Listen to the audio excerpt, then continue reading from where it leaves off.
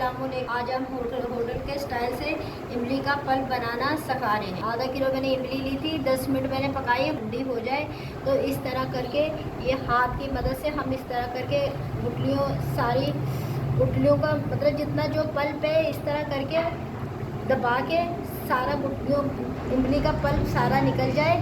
पूरा पल्प अलग हो जाता है, हारी हल्का सा गुठलियों को यूँ दबा के जो है ना, जो भी गूदा लगा होता है ताकि सारा गूदा निकल जाए। यूँ करके इस तरह करके ये देखें, इस तरह करके ये पूरी गुठलियाँ निकाल लेंगे। ये देखें नाज़रीन, ये गुठलियाँ हैं जो मैंने इमली के पल्प से निकाली हैं। मैंने इसमें, आप बोलेंगे ये पानी कैसे आ गया, ये पानी जो है ना मैंने 1 गिलास पानी डाला है ये।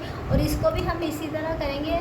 गुठलियों को पहले अच्छी तरीके से इस तरह से दबा के गूदा जितना भी है हम निकालेंगे इसका, और फिर इसको भी हम ऐसे ही करेंगे यूँ करके। ये देखिए, ये जितनी मुट्ठी में आ रही है ना, यूँ करके हम पूरी गुठली अलग करके रख लेंगे और फिर ये जूस बच जाएगा। ये आप जूस बना के पी सकते हैं। अब इसको हम इस तरह छन्नी से छान लेंगे। ये देखिए जितना है ये, फिर चम्मच की मदद से शुरू करेंगे। इसलिए हम छान रहे हैं, जो भी रेशा वगैरह है हम शरबत बना रहे हैं, इसलिए हम जो है ना पूरा छन्नी से छान रहे हैं ताकि इमली से, ये देखें इस तरह का रेशे होते हैं ना, तो पूरा जो है ना छन्नी से छन जाए ताकि हमारे गले में नहीं लगे। चम्मच की मदद से छन्नी इस तरह करके हिलाएं ताकि हमारा पानी का पूरा रस जो है ना, इमली का रस पूरा निकल जाए।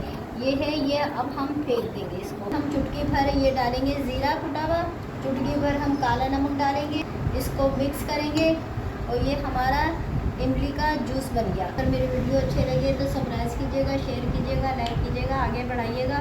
और अल्लाह हाफ़िज़।